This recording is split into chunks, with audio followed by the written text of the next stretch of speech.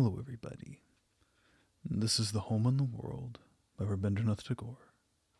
Chapter 8, Nikhil's Story, Part 10. Paragraphs and letters against me have begun to come out in the local papers. Cartoons and lampoons are to follow, I'm told.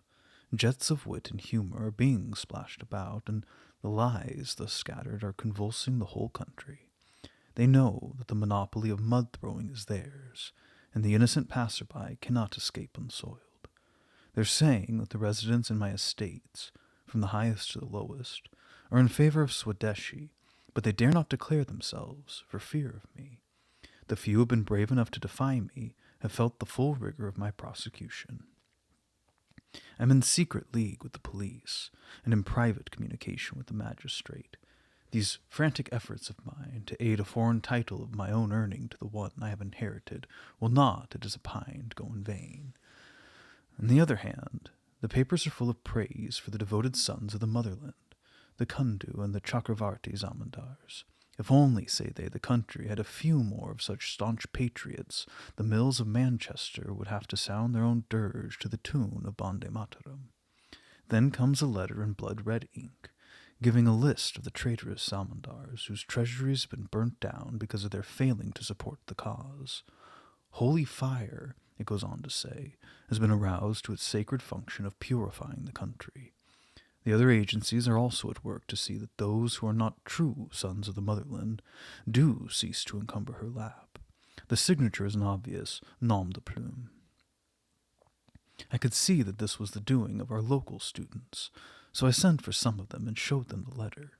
The B.A. student gravely informed me that they had also heard that a band of desperate patriots had been formed who would stick at nothing in order to clear away all obstacles to the success of Swadeshi.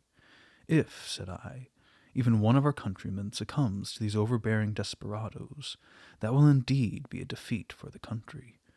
We fail to follow you, Maharaj, said the history student. Our country, I tried to explain, had been brought to death's door through sheer fear, from fear of the gods down to fear of the police. And if you step in the name of freedom, the fear of some other boogie, whatever it may be called, if you would raise your victorious standard on the cowardice of the country by means of downright oppression, then no true lover of the country can bow to your decision. Is there any country, sir, pursued the history student, where submission to government is not due to fear? The freedom that exists in any country, I replied, may be measured by the extent of this reign of fear. Where its threats confined to those who would hurt or plunder, there the government may claim to have freed man from the violence of man. But if fear is to regulate how people are to dress, where they shall trade, or what they must eat, then is man's freedom of will utterly ignored, and manhood destroyed at the root.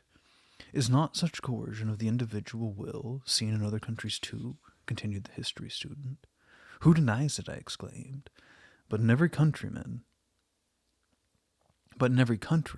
man has destroyed himself to the extent that he has permitted slavery to flourish.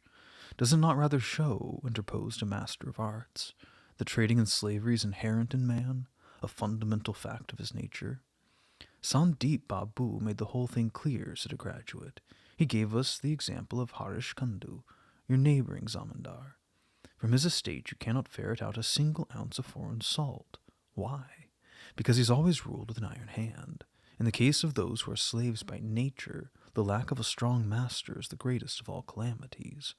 Why, sir, chimed in an undergraduate, have you not heard of the obstreperous tenet of Chakravarti, the other zamindar close by?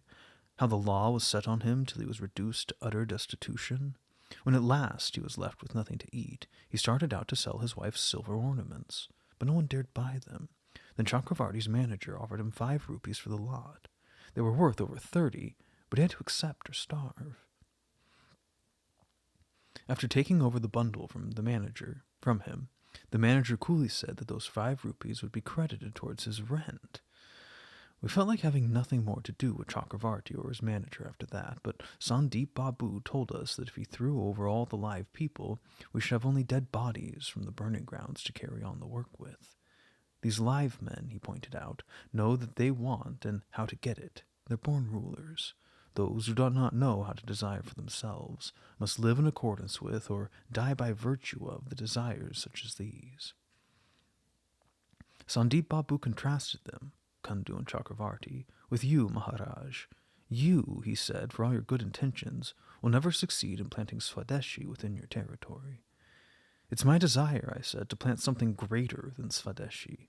I'm not after dead logs, but living trees, and these take time to grow.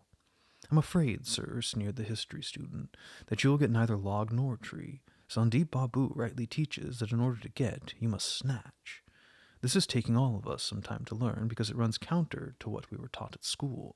I've seen with my own eyes that when a rent collector of Harish Kunduz found one of the tenants with nothing which could be sold to pay his rent, he was made to sell his young wife. Buyers were not wanting, and the Zamandar's demand was satisfied. I tell you, sir, the sight of that man's distress prevented my getting sleep for nights together. But feel it as I did, this much I realized, that the man who knows how to get the money he's out for, even by selling his debtor's wife, is a better man than I am. I confess it's beyond me. I'm a weakling, my eyes filled with tears. If anybody can save our country, it's these Kundus and these Chakravartis and their officials. I was shocked beyond words.